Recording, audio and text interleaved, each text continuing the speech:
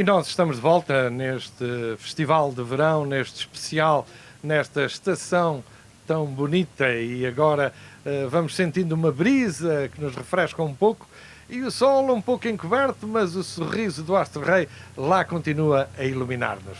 Vamos trazer uma personagem muito especial, alguém que tem dedicado parte da sua vida ao evento multicultural desta cidade. É a Carabram. Vamos dar as boas-vindas e agradecer o seu tempo a, precisamente, Angela Johnson, presidente do Carabram. Thank you so very much for your time, Angela. It's a pleasure and a privilege to have you here. Once you have been working so hard to bring different cultures together on this important event, the Multicultural Festival every year. We have been passing years of COVID. The festival has been suspended, but we know that this year was excellent with a lot of public. Tell us more about that.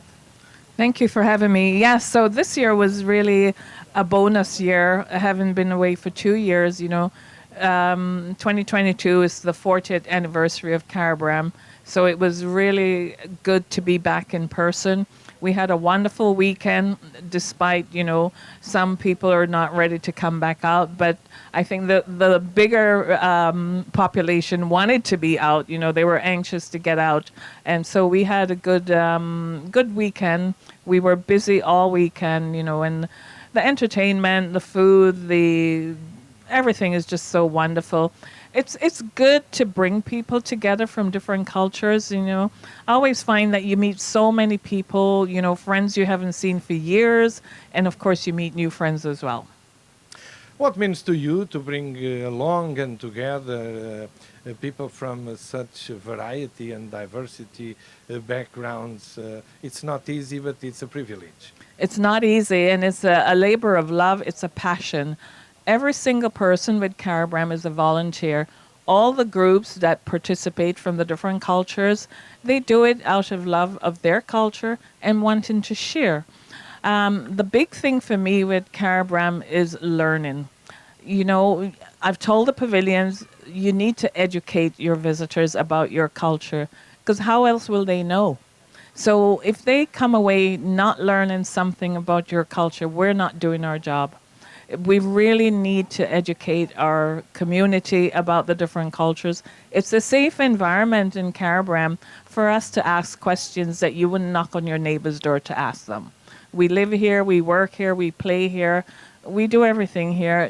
Brampton is a multicultural city, and that's the reflection we show through Carabram. What areas of life, food, music, dancing, how would you describe the different areas from each culture that were represented?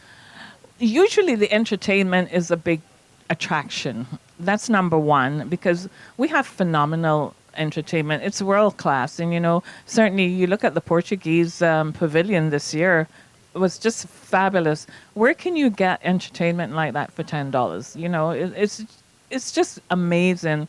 Food is the next big attraction. We have fantastic food. And I know that in Brampton, there are a lot of restaurants and food services where you can get the same food. But it's the ambience and the environment and the camaraderie and the friendship of being in a pavilion, eating together with your friends, your neighbors, and it's just awesome. How do you see the future?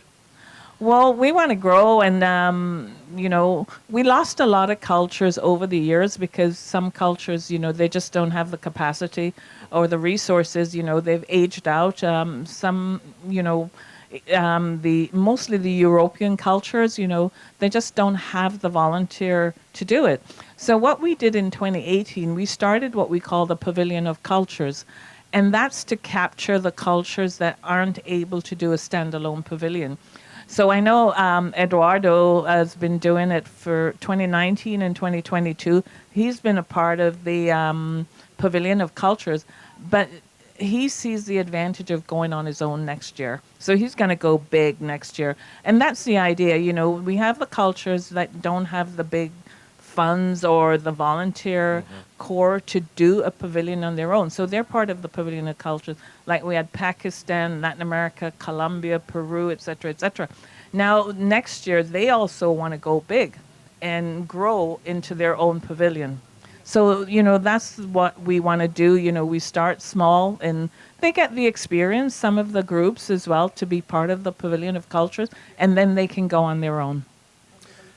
Thank you for your time, and we wish you the best for the future. And we'll be together to make that festival even bigger. Thank you so much. So we look forward to seeing everyone next year.